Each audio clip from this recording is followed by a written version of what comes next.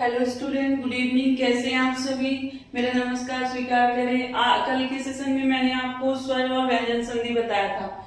आज मैं आपको विसर्ग संधि बताऊंगी, क्योंकि जो स्वर संधि और व्यंजन संधि जब समझ में आएगी तभी विसर्ग संधि समझ में आएगी। तो पहले शुरू करते हैं। तो परिभाषा क्या है? विसर्ग के बाद स्वर या व्यंजन आने पर विसर्ग का परिवर्तन विसर्ग संधि कहलाता है। विसर्ग के बाद स्वर या व्यंजन आने पर विसर्ग का परिवर्तन विसर्ग संधि कहलाती है। इसमें दो व्यंजन होते हैं, एक संघोष व्यंजन और अघोष व्यंजन। ये आप नहीं जानते होंगे। तो संघोष व्यंजन 3, 4, 5 तक होता है और अघोष व्यंजन 1 और 2 आता है।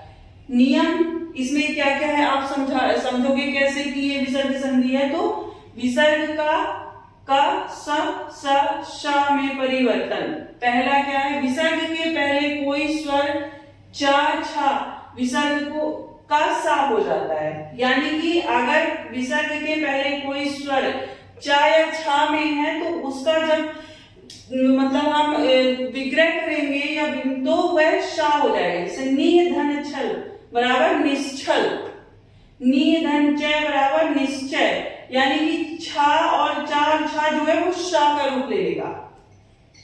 दूसरा है विसर्ग के पहले ई या उ, का, ख, टा, ठ, का विसर्ग का शा हो जाता है। ये अक्षर जो है ई या उ, का या ख, टा या ठा और का विसर्ग का शा यानी षट्कोण वाला सा हो जाता है। नि धन प्राण यानी कि आधा होगा। शा के ऊपर हलंत लगा हुआ है यानी कि आधा। नि धन प्राण बराबर निष्प्राण। इसका विग्रह किया, निष्प्राण हुआ। ये देखो, नि धन प्राण बराबर निष्प्राण। धनु धन टंकार, धनु धन टंकार, धनुष टंकार। नि धन फल बराबर निष्फल, नि धन कपट बराबर निष्कपट।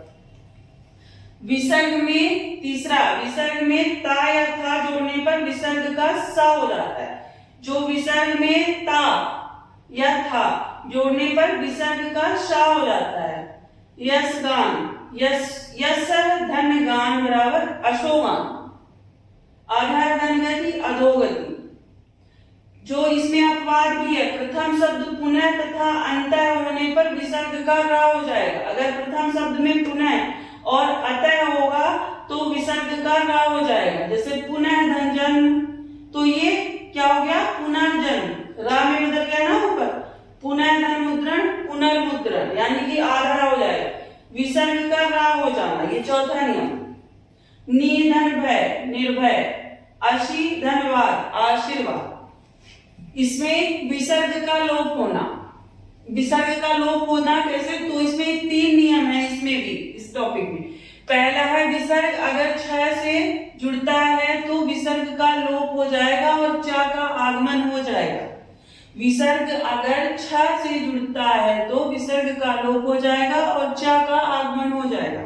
अनुधन छेद बराबर अनुच्छेद। छत्र धन छाया बराबर छत्राक छाया।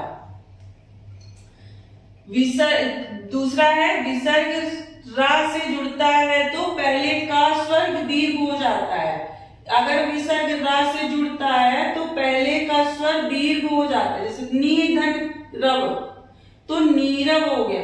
यानी कि अगर रा से जुड़ रहा है शब्द तो छोटा नी था ना इधर, तो ये नी बड़ा नी पे हो गया। यानी कि नी धन रव बराबर नीरव, नी धन रोग नीरोग।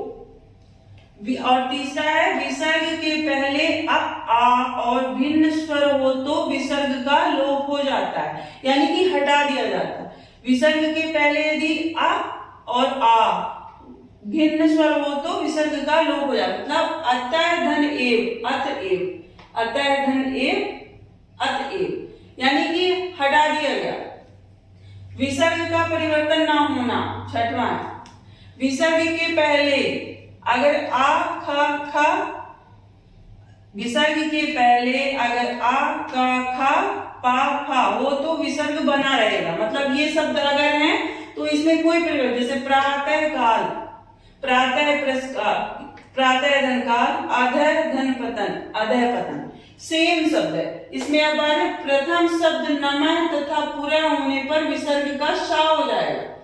अगर नम है और पुरः है तो ये सा हो जाएगा, पुरः धनकार पुरस्कार, नम है धनकार नमस्कार। अगर ये आता है तो इसमें आप ये नहीं सोच लेना कि इसमें कौन सी संधि होगी, तो इसमें विसर्ग संधि ही होगी। तो मैंने आपको ये बता दिया। इसमें से अगर आपको अभी तो समझ में आ गया होगा, अगर नहीं समझ में आया है तो आप मुझे कमेंट करना। मैं जो भी डाउट है, क्योंकि इसमें डाउट तो वैसे लग नहीं रहा कि आएगा, लेकिन अगर आता है तो बताना, मैं बता दूंगी। और पढ़ाई अच्छे से शुरू करिए, ये सारी चीजें पढ़ लीजिए। आज से आपकी संधि कंप्लीट हो गई, कल के सेशन में मैं आपको अलंकार बताऊंगी और फिर इसके बाद ये हिंदी यही प्रयोग करते, क्योंकि आप गद्यांश आएगा और उसके बाद फिर वही ऐसा रहता है कि जैसे फिर यही पढ़ाते रहेंगे, 1 महीने का ही टाइम है, तो इसलिए फिर इंग्लिश भी है और जो मेन है जैसे मैथ हो गई, रीजनिंग हो गई, तो मैथ और रीजनिंग तो बच्चों के लिए टफ होती है, तो फिर वो लेके आएंगे। अभी के लिए हम चलते हैं, तो अपना ख्याल रखिए। Good bye, take care.